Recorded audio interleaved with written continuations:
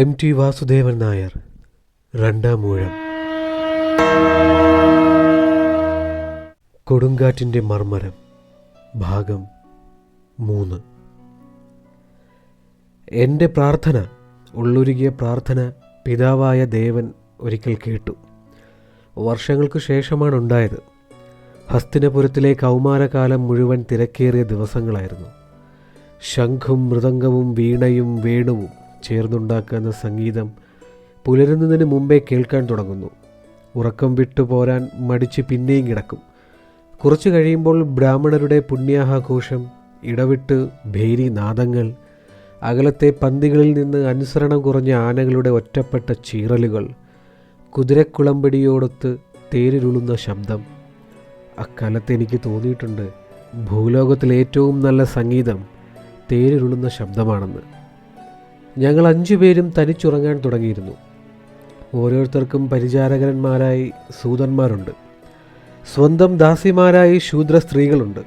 രാവിലെ ഒരുങ്ങിക്കഴിഞ്ഞാൽ വേദപാഠശാലയിലെത്തണം. അവസാനം എത്തുന്നത് ഞാനായിരിക്കും. വലിയച്ഛൻ്റെ ഉണ്ണികൾക്ക് വേറെ സ്ഥലത്ത് വെച്ചായിരുന്നു പാഠങ്ങൾ. വിതുരരുടെ മക്കളും ഞങ്ങളോടൊപ്പം പഠിക്കാനുണ്ടാവുമെന്ന് ആദ്യം കേട്ടിരുന്നു. അവർ വന്നില്ല. അവർ വരാത്തതെന്ത് എന്നന്വേഷിക്കാൻ തുടങ്ങിയപ്പോൾ ജ്യേഷ്ഠൻ പറഞ്ഞു, വരുന്നില്ലെങ്കിൽ അത്രയും നല്ലത്, ശൂദ്രരാണ്.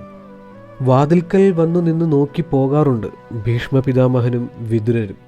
ഭീഷ്മപിതാമഹൻ വരുമ്പോൾ മാത്രം ഗുരുനാഥൻ എഴുന്നേൽക്കും, വന്ദിക്കും. തുടരാൻ ആംഗ്യം കാട്ടി അദ്ദേഹം ധൃതിയിൽ നടന്നുപോകും. പിന്നെ ശുക്രാചാര്യൻ പാർക്കുന്ന വസതിയുടെ അങ്കണത്തിൽ ആയുധപരിചയം. അവിടെയും ഞങ്ങൾ തനിച്ചായിരുന്നു. 1 വർഷം കഴിഞ്ഞ് കൃപാചാര്യർ പഠിപ്പിക്കാൻ തുടങ്ങിയപ്പോൾ വലിയച്ഛൻ്റെ ഉണ്ണികൾക്കും ഞങ്ങൾക്കും ഒരുമിച്ചായിരുന്നു പരിശീലനം. മുതിർന്ന 3 ശിഷ്യന്മാർ അദ്ദേഹത്തെ സഹായിക്കാനുണ്ടാവും. തേരും ആനയും കുതിരയും കാലാളും വെച്ച് ചതുഷ്പാദങ്ങളിൽ യുദ്ധം പഠിക്കേണ്ടവരാണ് രാജകുമാരന്മാർ. ഒറ്റത്തേരിൽ ശത്രുക്കളെ ജയിക്കാൻ കഴിയുമ്പോഴേ രഥവീരനാവൂ. ഒറ്റത്തേരിൽ കാശിരാജ്യത്ത് പോയി ഭീഷ്മാചാര്യർ മുത്തശ്ശിമാരെ കൊണ്ടുപോരുമ്പോൾ നടത്തിയ യുദ്ധത്തിൻ്റെ വീരകഥകൾ സൂതരുടെ ഗാഥകളിലുണ്ട്. ആയുധപാഠം കഴിഞ്ഞാൽ വീണ്ടും കുളിച്ചു ഭക്ഷണം. അതിനായി അകത്തളത്തിൽ പോകുന്നതിന് മുമ്പ് അമ്മയെ ചെന്നു കാണണം. ആ മന്ദിരത്തിൽ ഇപ്പോൾ അമ്മ മാത്രമേ ഉള്ളൂ. അതിൻ്റെ തെക്കേ ശാഖ ഒഴിഞ്ഞു കിടക്കുന്നു. അവിടെയായിരുന്നു മുത്തശ്ശിമാർ അംബികയും അംബാലികയും, വലിയ മുത്തശ്ശി സത്യവതിയും. അച്ഛൻ്റെ സംസ്കാരം കഴിഞ്ഞ ദിവസം അവർ പിതാമഹൻ കൃഷ്ണദൈപാനയൻ്റെ കൂടെ വനവാസത്തിനിറങ്ങി. ശേഷിച്ച കാലം തപസ്സനുഷ്ഠിച്ച് ദേവപദം എന്ന വിശിഷ്ട സ്വർഗത്തിലെത്താനാണ് അവർ പോയിരിക്കുന്നതെന്ന് കൊട്ടാരത്തിൽ അന്നൊക്കെ പറഞ്ഞു കേട്ടു. പിന്നീടറിഞ്ഞു, ഹസ്തിനപുരത്തിൽ കലാപങ്ങൾ ഉണ്ടാവുമെന്നും അത് കാണാനിടവരാതെ നേരത്തെ സ്ഥലം വിടുകയാണെന്ന് നല്ലതെന്നും ഉപദേശിക്കുകയാണ് അദ്ദേഹം ചെയ്തതത്രേ. സംസ്കാരക്രിയകൾ ചെയ്യിക്കുന്ന ബ്രാഹ്മണരുടെ പൂജാവിധികൾ ശ്രദ്ധിച്ചുകൊണ്ട് അദ്ദേഹം അകലെ മാറി നിന്നു. അപ്പോഴാണ് ഞാൻ അദ്ദേഹത്തെ ശരിക്കും കാണുന്നത്. ശതശൃംഗത്തിൽ ചിലപ്പോൾ രാത്രിയിൽ അദ്ദേഹം വന്നിരുന്നു എന്ന് കേട്ടിട്ടുണ്ട്. ചാരം പൂശിയിട്ടുണ്ട്. കറുത്തു മെലിഞ്ഞ ശരീരത്തിലാകെ വാരി വലിച്ചു കെട്ടിയ ജട പിടിച്ച ശിരസ്, കഴുത്ത് കാണാത്ത വിധം വളർന്ന മഞ്ഞ നിറത്തിലുള്ള താടി, അരയിൽ പരുക്കൻ മരവുരി, തിളങ്ങുന്ന ഇളം ചുവപ്പ് നിറമുള്ള കണ്ണുകൾ. കർമ്മങ്ങൾ നടത്തുന്നതിനിടയ്ക്ക് ഞാൻ അദ്ദേഹത്തെ നോക്കി. അദ്ദേഹത്തെപ്പറ്റി ഞങ്ങളെല്ലാം നേരത്തെ അറിഞ്ഞിരുന്നു. അദ്ദേഹത്തിന് മരണമില്ല. അദ്ദേഹത്തെപ്പോലെ വേദവും ശാസ്ത്രവും അറിയുന്നവർ ആരുമില്ല. അദ്ദേഹത്തിൻ്റെ രൂപം കണ്ട് ഭയന്ന് കണ്ണടച്ച് പോയതുകൊണ്ടാണ് മുത്തശ്ശി അംബികയുടെ മകനായ വലിയച്ഛൻ അന്ധനായത്. ഭയന്നു വിളറിയ അംബാലിക മുത്തശ്ശി പ്രസവിച്ചത് ശാരീരിക ശക്തിയില്ലാത്ത എൻ്റെ അച്ഛനെയും. വലിയച്ഛൻ്റെ അമ്മ തനിക്കു പകരം ദാസിയെ അയച്ചു. ദാസി ഭയന്നില്ല. അതുകൊണ്ട് വൈകല്യങ്ങളൊന്നുമില്ലാത്ത മകനുണ്ടാവാൻ അദ്ദേഹം അനുഗ്രഹിച്ചു. രൂപം കണ്ടു ഭയപ്പെടാത്ത ആ ദാസി ഇപ്പോൾ കൊട്ടാരത്തിലുണ്ടോ എന്ന് അറിയില്ല. ആരും അവരെപ്പറ്റി പറഞ്ഞു കേട്ടില്ല. കൃഷ്ണദൈപായനൻ്റെ അനുഗ്രഹം കൊണ്ടാണത്രേ വിതുരർ ആചാര്യന്മാർ കൂടി ബഹുമാനിക്കുന്ന ബുദ്ധിമാനായത്. ഭയപ്പെടത്തക്കവണ്ണം ഒന്നും അദ്ദേഹത്തിൽ ഞാൻ കണ്ടില്ല. പക്ഷേ അദ്ദേഹം എല്ലാവരിൽ നിന്നും അകന്നു നിന്നു. സംസാരിക്കുവാൻ ആരും അടുത്തു ചെന്നില്ല. പ്രായാധിക്യം കൊണ്ട് കൂനിക്കൂടിയ അമ്മയെയും എൻ്റെ മുത്തശ്ശിമാരെയും കൊണ്ട് അദ്ദേഹം ഇറങ്ങിപ്പോയപ്പോൾ അനുയാത്രയും വിലാപവും പാടില്ല എന്ന് അദ്ദേഹം കൽപ്പിച്ചിരുന്നു അത്രേ. അമ്മ തനിച്ചാണിപ്പോൾ. ശുക്രാചാര്യൻ്റെയും കൃപാചാര്യൻ്റെയും കീഴിൽ ഞങ്ങൾ എങ്ങനെ പഠിക്കുന്നു എന്ന് അമ്മയ്ക്കറിയില്ല എന്നായിരുന്നു എൻ്റെ ധാരണ. ആയുധപുരയുടെ പരിസരത്തിലൊന്നും അമ്മ വരാറില്ലല്ലോ. പക്ഷേ ഒരു ദിവസം അമ്മ എന്നെ തനിയെ വിളിച്ചു. പഠിപ്പ് നന്നായി നടക്കുന്നില്ലേ? ഉവ്. ഉണ്ണിക്ക് ഏതിലാണ് കൂടുതൽ താല്പര്യം? കൃപാചാര്യർ യന്ത്രമുക്തം ആരംഭിച്ചു കഴിഞ്ഞിരുന്നു. പാണിമുക്തവും മുക്തസന്ധാരിതവും പഠിപ്പിക്കുന്നത് ശിഷ്യന്മാരാണ്. ശുക്രാചാര്യൻ ആരംഭിച്ച പാണിമുക്തത്തിൽപ്പെട്ട ഗദായുദ്ധത്തിലായിരുന്നു എനിക്ക് താല്പര്യം. പക്ഷേ ഞാൻ വെറുതെ പറഞ്ഞു, ബാഹുയുദ്ധം. അമ്മയുടെ മുഖം കറുത്തു. നീചന്മാർക്കുള്ളതാണ് ബാഹുയുദ്ധം. ക്ഷത്രിയർ അറിയേണ്ടത് തന്നെ. പക്ഷേ പിന്നെ അമ്മ എന്തോ ആലോചനയിലെന്ന പോലെ ഇരുന്നു. വലിയച്ഛൻ്റെ ഉണ്ണികളെ നീ ദ്രോഹിക്കുന്നു എന്ന് കേട്ടല്ലോ. ഞാനോ? ഞാൻ കൃത്യമായി എന്ത് മറുപടി പറയണമെന്നറിയാതെ ഞാൻ വിഷമിച്ചു. അമ്മ പറഞ്ഞു, കുറ്റം എപ്പോഴും നമുക്കാവും. അതോർമ്മിച്ചു നടന്നോളൂ. കുലദ്രോഹി എന്ന പേർ കേൾപ്പിക്കരുത്. കുലം മുടിക്കാൻ പിറന്നവൻ ഞാനല്ല, ദുര്യോധനനാണ്. അവനെക്കൊണ്ടാണ് ആപത്തുകൾ വരാൻ പോകുന്നതെന്ന് കൃഷ്ണദ്വൈപായന പിതാമഹൻ തന്നെ പറഞ്ഞിരിക്കുന്നുവെന്ന് സൂതന്മാർ കുശുകുശുക്കുന്നത് ഞാൻ കേട്ടിട്ടുണ്ട്. അവൻ എന്നെപ്പറ്റി കള്ളക്കഥകൾ പറയുന്നുണ്ടോ എന്നായിരുന്നു എൻ്റെ ഭയം. പാഠങ്ങളില്ലാത്തപ്പോൾ ഞാൻ ആനപ്പന്തയിൽ പോവുക പതിവായിരുന്നു. ഹസ്തിപന്മാരുടെ കൂട്ടത്തിൽ കൂനിക്കൂടി നടക്കുന്ന ഒരു വൃദ്ധനുണ്ട്. ആന ചീറുമ്പോഴത്തെ കാറ്റേറ്റാൽ വീണു പോവുമെന്ന് തോന്നും. പക്ഷേ അയാൾ പറഞ്ഞാൽ ഏത് മതഗജവും അനുസരിക്കും. ആനകളുടെ ശാസ്ത്രവും ചികിത്സയും ഋഷിമാരിൽ നിന്ന് പഠിച്ചതാണ് അയാൾ. അയാളുടെ കൂടെ ആനപ്പന്തിക്കകത്ത് കയറാൻ എന്നെ അനുവദിച്ചിരുന്നു. ധൃതരാഷ്ട്ര മഹാരാജാവിൻ്റെ ആനയ്ക്കൊരു ചെറിയ പർവ്വതത്തോളം വലിപ്പമുണ്ട്. കുരുവംശത്തിലെ പഴയ രാജാക്കന്മാരുടെ പേരുകളാണ് പല ആനകൾക്കും.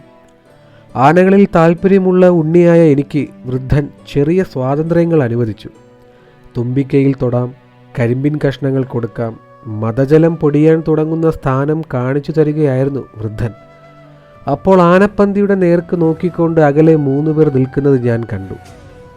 ദുര്യോധനൻ, ദുശാസനൻ, യുധിഷ്ഠിരൻ. പുറത്തു കടന്നപ്പോഴാണ് ഞാൻ അത്ഭുതപ്പെട്ടത്. 3ാമൻ യുധിഷ്ഠിരനല്ല, കർണനാണ്. അന്ന് അയാളുടെ പേർ പോലും എനിക്കറിയില്ല. കൃപാചാര്യരുടെ പാഠങ്ങൾക്ക് വരുമ്പോൾ കൗരവരുടെ കൂടെ വരാറുള്ള കുട്ടികളിൽ ഒരാൾ. ആ നിൽപ്പും ഭാവവും എനിക്കറിയാം. 3 പേർ ചേർന്ന് എന്നെ ഇടിച്ചു വീഴ്ത്താനാണ് ഭാവം. ഒറ്റയ്ക്കൊറ്റയ്ക്ക് വന്നാൽ എനിക്ക് ഭയമില്ല. ആനപ്പന്തികളിലെ ദാസന്മാരുടെ മുമ്പിൽ വെച്ച് വേണ്ട തോൽവിയെന്ന് കരുതി ഞാൻ അവരെ നേരിടാതെ എതിർവശത്തെ വാതിൽ കടന്ന് നടന്ന് വൃദ്ധഹസ്തിവനോട് പറഞ്ഞു, നേരമായി, കുളിക്കാൻ പോകട്ടെ. തിരിഞ്ഞു നോക്കാതെ നടക്കുമ്പോൾ പിന്നിൽ ഓടിയെടുക്കുന്ന കാലടി ശബ്ദം കേട്ടു. ഭയം കൊണ്ട് കാലിടകളിൽ വിറകയറി. ഓടിയാലോ? പിന്നെ അത് കുട്ടികളുടെ ഇടയിൽ ഒരു വലിയ കഥയായി മാറും. ഭീമൻ മന്ദൻ മാത്രമല്ല, പേടിത്തൊണ്ടനുമാണെന്ന്. ദുര്യോധനൻ പലരെയും അനുസരണം പഠിപ്പിച്ച കഥകൾ കുട്ടികൾക്കിടയിൽ പ്രസിദ്ധമാണ്. ഞാൻ പെട്ടെന്ന് തിരിഞ്ഞു നിന്നു. ദുര്യോധനൻ മന്ദഹസിക്കുന്നു.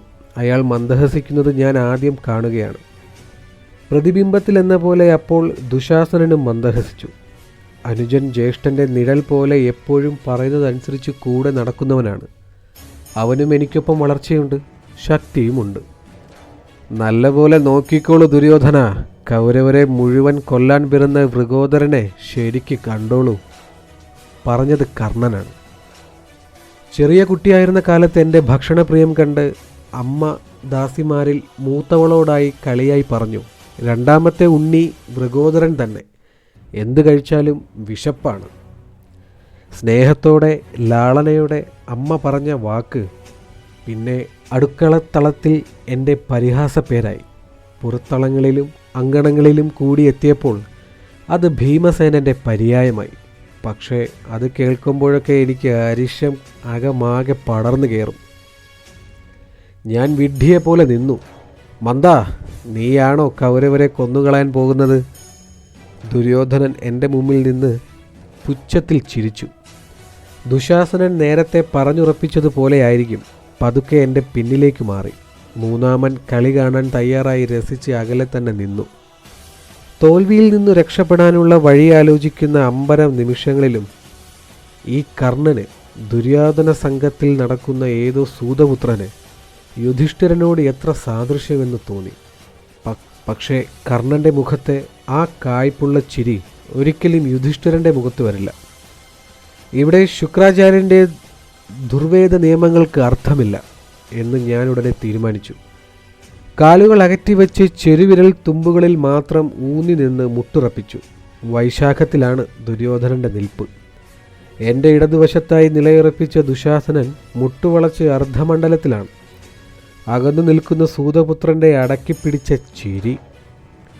ഭയപ്പാടിന് പകരം രോക്ഷം കത്തിപ്പടർന്നു. ആനപ്പന്തിയുടെ പുറത്തെ അങ്കണം ഒഴിഞ്ഞുകിടന്നു. അവിടേക്ക് കാവൽക്കാരോ ദാസിമാരോ വരുന്നതിന് മുമ്പേ ഇത് അവസാനിപ്പിക്കണം. അമ്മയുടെ മടിയിലിരിക്കെ കാട്ടാളന്മാർ തേനും കന്മതവും കാഴ്ചവെച്ച് പോകും മുമ്പേ വിനോദത്തിനായി മല്ലൊടിക്കുന്നത് ഞാൻ കുട്ടിക്കാലത്ത് ശതശൃംഗത്തിൽ വച്ച് കണ്ടിട്ടുണ്ട്. പാറക്കെട്ടിൽ നിന്ന് താഴേക്ക് വീണവർ പിടിവിടാതെ മല്ലടിച്ച് മുകളിലെത്തുന്നു. കാഴ്ചയ്ക്ക് കുട്ടിത്തം വിടാത്ത ഒരു കുമാരൻ ഒരിക്കൽ ഒരു മഹാകായനെ എടുത്തെറിയുന്നത് കണ്ടു. അവസാനം അവൻ മണ്ണു പുരണ്ട മുഖത്താകെ ചിരിയോടെ നിലം തൊട്ട് കുമ്പിട്ട് യാത്ര പറയുമ്പോൾ അമ്മ അവനൊരു പൊൻവള സമ്മാനമായി എറിഞ്ഞുകൊടുത്തു. ഇവിടെ കാട്ടിലെ നിയമങ്ങളാണ് എനിക്ക് ഉപകരിക്കുക. പാവം മന്ദൻ പേടിച്ചു വിറയ്ക്കുന്നു. വിട്ടുകളയോ, 101 ഏത്തം ഇടിയിച്ച് വിട്ടുകളയോ, കർണൻ പറഞ്ഞു. ആക്രമണത്തിന് കാത്തു നിൽക്കാതെ ഞാൻ മുമ്പോട്ട് കുതിച്ചു. അതൊരു തന്ത്രമായിരുന്നു. ദുര്യോധനൻ്റെ നേർക്കാണെന്ന് കരുതി നിൽക്കുന്ന ദുശാസനൻ ഞാൻ പൊടുന്നന്നെ ഇടം തിരിഞ്ഞ് മാറടക്കി അരണിയാൽ ആഞ്ഞടിക്കുമെന്ന് കരുതിയില്ല. അവൻ തെറിച്ചു വീണു. കാലിടറിയ ഞാൻ നിലയുറപ്പിക്കും മുമ്പ് ദുര്യോധനൻ പറന്നുകൊണ്ടെന്ന പോലെ എൻ്റെ ദേഹത്തിൽ വന്നു വീണു. തെറിച്ചുപോയ ഞാൻ പുറംപന്തിയിലെ മരത്തടിയോട് ചേർന്നാണ് വീണത്. കർണൻ്റെ ചിരി അപ്പോഴും കേട്ടു. പക്ഷേ ദുര്യോധനനും വീണുപോയിരുന്നു. കാട്ടിൽ ഓടിക്കളിച്ചു വളർന്ന എൻ്റെ വേഗം അവനറിയില്ല. എഴുന്നേൽക്കും മുമ്പേ ഞാൻ അവൻ്റെ പുറത്തു ചാടി കൈത്തണ്ട കൊണ്ട് കഴുത്തടക്കി പിടിച്ചു വാരിയെല്ലുകളിൽ മുഷ്ടി ചുരുട്ടിയിടിച്ചു. സഹായത്തിന് ഓടിക്കിതച്ചു വന്ന ദുശാസനനെ വാരി പിടിച്ചപ്പോൾ വലങ്കൈയിൽ മുടിയാണ് ഒതുങ്ങിയത്. പിടഞ്ഞു കുതിറി എഴുന്നേൽക്കാൻ ശ്രമിക്കുന്ന ഇവർ പിടിവിട്ടാൽ എന്നെ മർദ്ദിച്ചവശനാക്കുമെന്നറിയാം. അപ്പോൾ 2 കൈകളിലും സൗകര്യത്തിൽ കിട്ടിയ തലകൾ കൂട്ടിയിടിച്ചു. വേദനയുടെ ശബ്ദം ദുശാസനിൽ നിന്ന് കേട്ടപ്പോൾ എനിക്ക് ഉത്സാഹമായി. വീണ്ടും തലകൾ കൂട്ടിയിടിച്ചു. ഇപ്പോൾ ദുര്യോധനനും ശബ്ദിച്ചു. വേദനയേക്കാൾ രോഷമാണ് ആ അലർച്ചയിൽ. ഇവർ എഴുന്നേൽക്കാൻ വയ്യാത്ത നിലയായിട്ട് വേണം ചിരിച്ചു കളി കാണാൻ നിന്ന സൂതപുത്രനെ വകവരുത്താൻ. വിടൂ ഉണ്ണി, വിടൂ. ആരുടെയൊക്കെയോ ബഹളം. ആരോ അധികാരത്തോടെ എൻ്റെ അഴിഞ്ഞ മുടിക്കെട്ടിൽ പിടിച്ചു വലിച്ചു. നോക്കുമ്പോൾ കൃപാചാര്യർ. കർണൻ വിളിച്ചു കൊണ്ടുവന്നതാണെന്ന് വ്യക്തമായിരുന്നു. അവൻ തനിക്കതിൽ പങ്കില്ല എന്ന ഭാവത്തിൽ അകലെ അപ്പോഴും ഒതുങ്ങി നിന്നു. കരഞ്ഞും ശോഭിച്ചും ഉദ്ദേശിച്ചത് പറയാനാവാതെ എന്തൊക്കെയോ പുലമ്പിക്കൊണ്ട് നിന്നു ജ്യേഷ്ഠാനുജന്മാർ. ഇവൻ എപ്പോഴും ഇങ്ങനെയാണ്, ഒന്നും ചെയ്യാതെ നിന്ന ഞങ്ങളെ തുടങ്ങിയത് ഞാനല്ല എന്ന് പറയണമെന്നുണ്ടായിരുന്നു.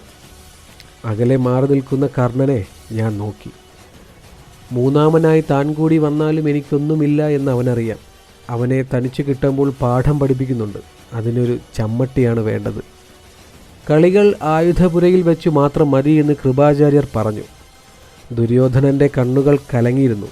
അതവസാനിച്ചിട്ടില്ല എന്ന മട്ടിൽ എന്നെ തിരിഞ്ഞു നോക്കിക്കൊണ്ട് അവൻ ധൃതിയിൽ നടന്നു. നിങ്ങൾ ജ്യേഷ്ഠാനുജന്മാരാണ്, ഇപ്പോഴേ പോര് തുടങ്ങിയോ? കൃപാചാര്യർ ശോഭമൊതുക്കുകയായിരുന്നു. ഞാനൊന്നും പറയാതെ നിന്നു. തന്നോട് തന്നെ എന്തോ പിറുപിറുത്തുകൊണ്ട് അദ്ദേഹം പോയി.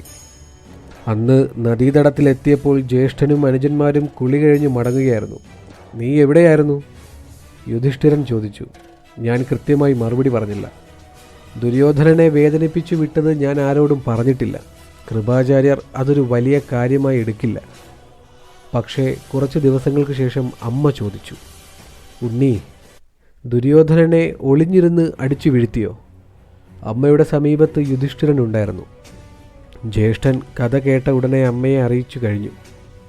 ഞാൻ മറുപടി പറഞ്ഞു, ഇല്ല. യുധിഷ്ഠിരൻ ഓർമ്മിപ്പിച്ചു.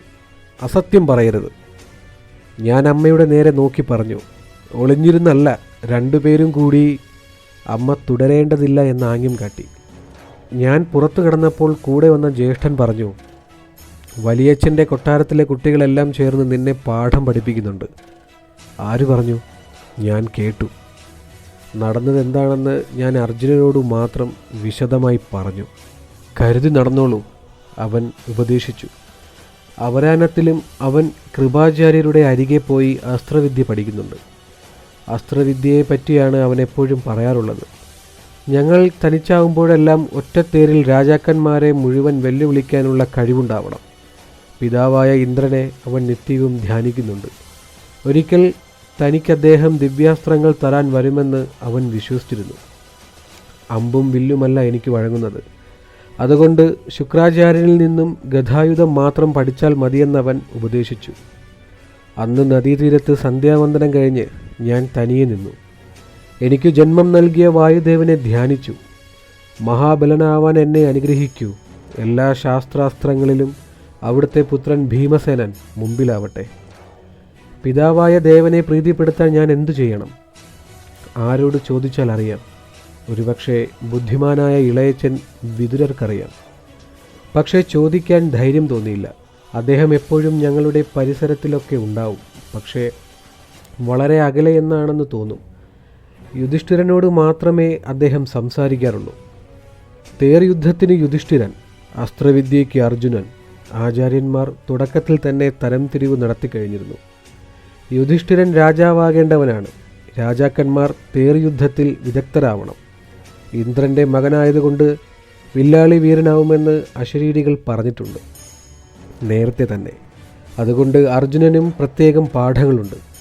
അന്തഃപുരത്തിലെ ദാസിമാരുടെയും സന്ദർശനത്തിന് വരുന്ന ക്ഷത്രിയ സ്ത്രീകളുടെയും മുമ്പാകെ വെച്ച് നകുല സഹദേവന്മാരെ അമ്മ എപ്പോഴും ഓമനിക്കാറുണ്ട്. എനിക്ക് മാന്ത്രിപുത്രരായ ഈ യമന്മാരാണ് എൻ്റെ സ്വന്തം ശരീരത്തിൽ നിന്നും പിറന്നവരേക്കാൾ പ്രിയപ്പെട്ടവർ. നകുല സഹദേവന്മാർക്ക് വലിയ ആഗ്രഹങ്ങളൊന്നുമില്ല. പക്ഷേ അർജുനനോട് അമ്മയ്ക്ക് പ്രത്യേക വാത്സല്യമുണ്ടായിരുന്നു എന്ന് എല്ലാവർക്കും അറിയാം. അമ്മ പുറത്തു പറയാറില്ല. കോമളമായ കറുപ്പ് നിറമുള്ള അർജുനനോട് എല്ലാ അന്തഃപുര സ്ത്രീകൾക്കും കൂടുതൽ സ്നേഹം തോന്നിയിരുന്നു.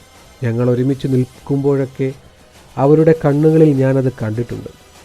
ഒരിക്കൽ കൊട്ടാരത്തിൽ വന്ന നാടോടികളായ മാഗധർ അർജുനനെപ്പറ്റി പാടി. ഭാവി അറിയുന്നവരത്രേ ഈ ഗായകർ. വെളുത്ത കുതിരകളെ പൂട്ടിയ രഥത്തിൽ അമ്പൊടുങ്ങാത്ത ആവനാഴിയും ദിവ്യചാപവുമായി അവൻ ലോകം കീഴടക്കുന്ന കഥകൾ അവർ പാടി. അപ്സര സ്ത്രീകൾ കൂടി അവൻ്റെ കറുത്ത മേനിയുടെ അഴക് കണ്ട് കാമിച്ച് അസ്വസ്ഥരാവും. അഗ്നിയും വരുണനും കൂടി അവൻ്റെ അസ്ത്രമുനകളുടെ ആജ്ഞ അനുസരിക്കും. അമ്മ സന്തോഷം കൊണ്ട് നിറഞ്ഞ കണ്ണുകൾ തുടച്ചു. പാടിക്കഴിഞ്ഞപ്പോൾ അവർക്ക് സ്വർണ്ണ നിഷ്കങ്ങൾ വാരിക്കൊടുത്തു. വടക്കു പടിഞ്ഞാറേ ദിക്കിലേക്ക് നോക്കി അവിടെ കാവൽ നടത്തുന്ന വായുഭഗവാനെ ഞാൻ ധ്യാനിച്ചു. എൻ്റെ പ്രാർത്ഥനകൾ കേൾക്കുന്നുണ്ടോ? അകലങ്ങളിൽ എവിടെയോ ഉള്ള എൻ്റെ പിതൃദേവൻ. അപ്പോൾ ജലനിരപ്പിൽ ഞൊറികൾ വിരിഞ്ഞ പോലെ 1000 അലകൾ ഇളകി. അകലെ എവിടെയോ നിന്ന് ഓടിയെത്തിയ ഒരു ഇളം കാറ്റ് എൻ്റെ മുടിയഴകളെ പറപ്പിച്ചു. നേർത്ത ജലഗണങ്ങളുടെ നനവുള്ള അദൃശ്യകരങ്ങൾ എന്നെ ആശ്ലേഷിക്കുന്നു. എൻ്റെ ചെവിയിൽ ആരോ മന്ത്രിച്ചു. ഞാൻ കേൾക്കുന്നു, ഞാൻ കേൾക്കുന്നു.